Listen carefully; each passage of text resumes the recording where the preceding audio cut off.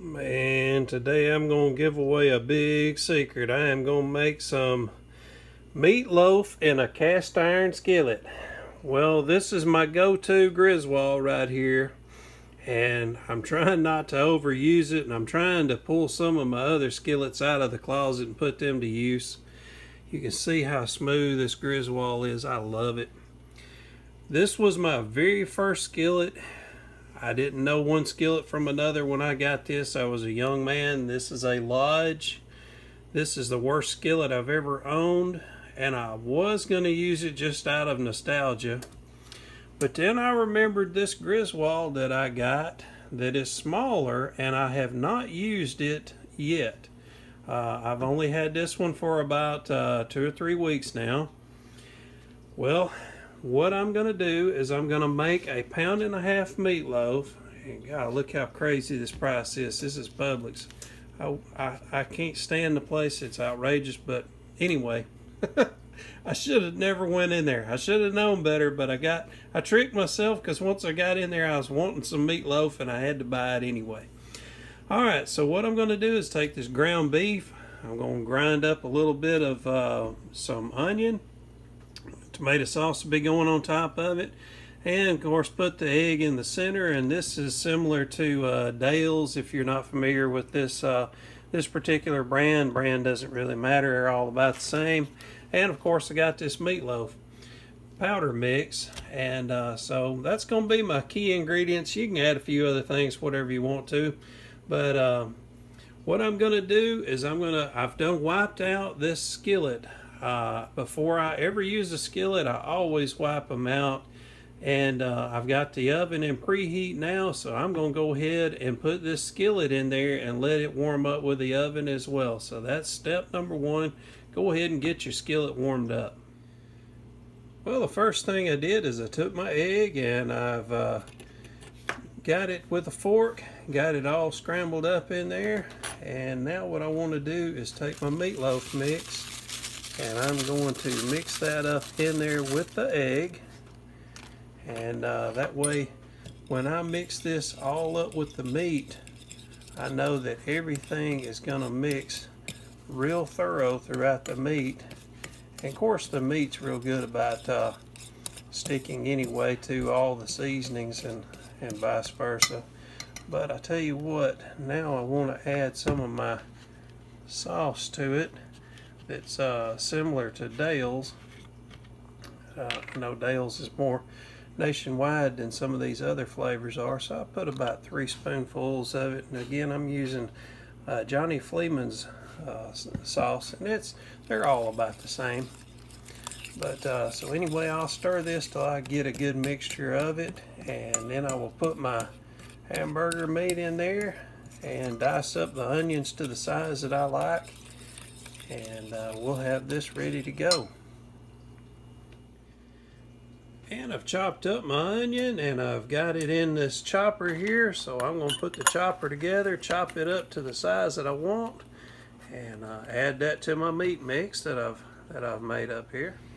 Okay, well, I've got my onion chopped up and got it thrown in here. I'm going to mix this up real good.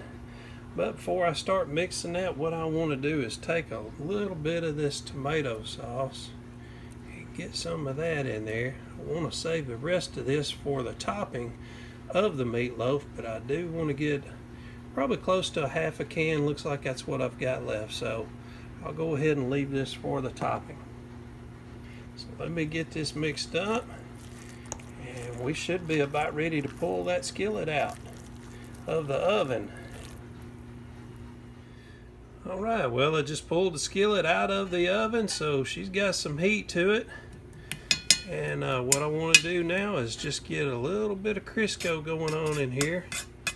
And that way when the meat gets in here, the meat will have a little bit of an oil base down.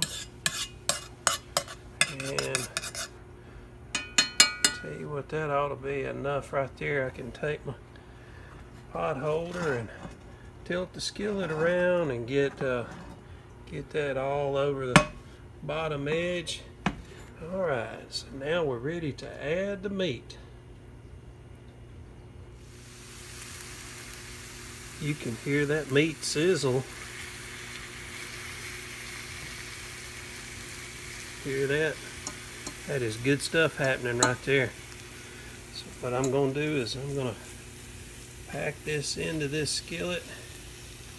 And once I get it packed in there real good and tight, man, yeah. Boy, I can't wait to tear this thing up. And it's going to be good. Yeah, it is in here sizzling right now. And that little bit of Crisco that we put on the bottom, that is already pushing out the sides. You can see it oozing out the sides here, and that's keeping it from wanting to stick. Man, I tell you what, that Crisco works magic with these cast iron skillets. Good stuff.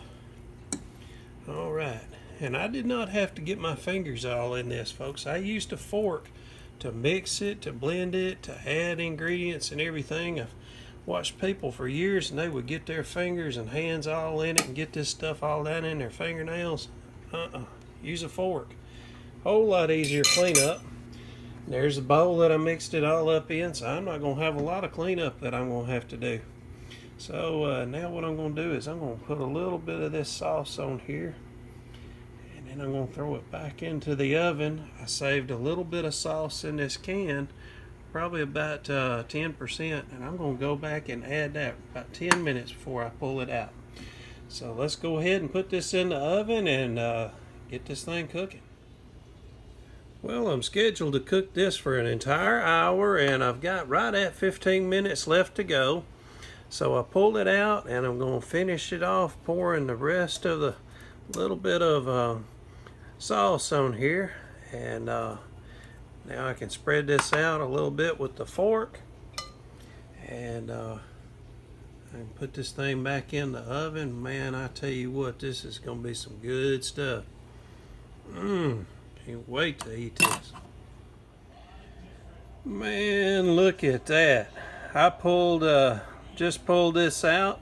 And one tip I forgot to share earlier is I always cut the oven off about 5 to 10 minutes before its time is up, because these cast iron skillets stay so hot, they're going to keep the heat in there, and of course the oven holds heat well too. So just to save you a little money on energy costs, just cut that oven off 5 to 10 minutes early. I did cook this for a total of right at an hour. So man, look how beautiful that is. I'm going to pull it out of this skillet so that it's just not sitting in this oil any longer, this grease. I don't want the meat to saturate in it. So it does make it taste better, but I don't want it to kill me either, clog my arteries. Well, there's what it looks like. You can probably see the steam coming off. Man, I tell you what, this is some good eating right here.